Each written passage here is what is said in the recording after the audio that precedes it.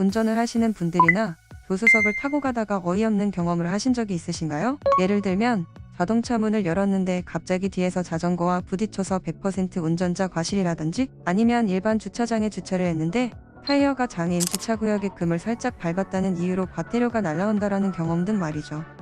그 중에서 운전을 하다가 도로 위에 벼가 있어서 그대로 지나갔더니 다음날 경찰서에서 전화로 합의금을 내야 한다고 하면 어떨까요? 실제로 이 이야기는 10년째 일어나고 있으며 어떤 일인지 지금 바로 알아보도록 하겠습니다.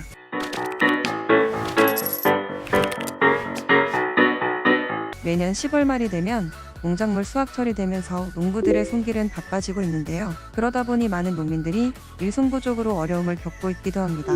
이러한 시기에 운전을 하다 보면 도로 위에 벼나 콩 그리고 고추 등을 말리는 모습을 볼 수 있으며, 심지어 이를 피하려다가 교통사고가 나는 안타까운 이야기들도 있습니다.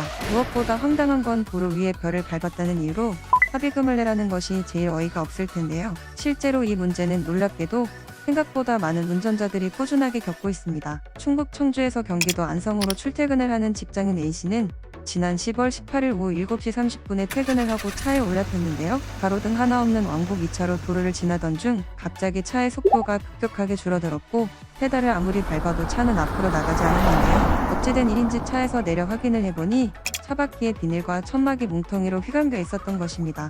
그래서 차 주인은 차바퀴에 감긴 비닐과 천막을 지우고 바로 경찰서에 전화를 해서 불법 적치물 철거 요청을 했는데요. 하지만 문제는 바로 다음날 터졌으며, 바로 벼 주인이 보상을 원한다며 쌀 20포대의 분량과 찢어진 비닐과 천막 보상 명목으로 50만 원을 요구한 것이죠. 차 주인은 가로등도 없었고 대체 왜 합의금을 줘야 하는지 경찰에게 억울함을 호소했지만 결국 벼 주인에게 합의금을 줄 수밖에 없었습니다.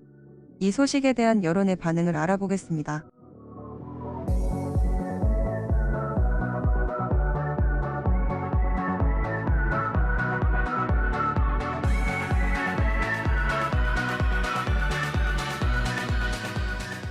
이번 이슈에 대해서 농민들도 입장을 밝혔는데요. 수확한 벼를 쉽게 말리기 위해서는 건조기가 필요하지만 건조기를 구입하는 것에 있어서 비용이 비싸다 보니 설치하기가 쉽지 않으며, 대형 건조시설에 맡기더라도 연료비가 오르면서 비용 또한 올랐기 때문입니다.